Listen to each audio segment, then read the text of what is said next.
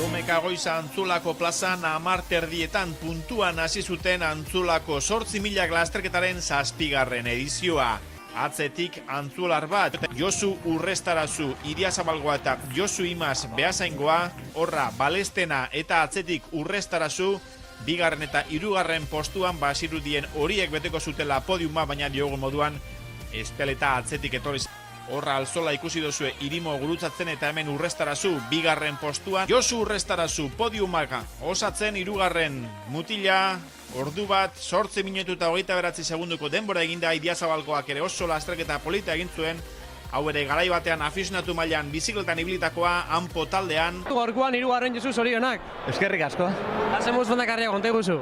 Azeratik oso azkarra ziga, ja lehenengo metrotatio, ja lehenengo alde indo, eta sortu da boskote bat, zazpikote bat, eta pixkanaga irimoa aiau bitarte, buskaten junda, eta nire tokia hartu dut, 2. junez dela denbora pilo baten, da azkenago kilometro eta erdi falta, 3. zankada luzekin harrapau, eta pasa hundit.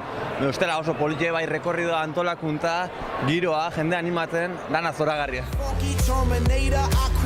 Me a rocket just so we could rock it later and away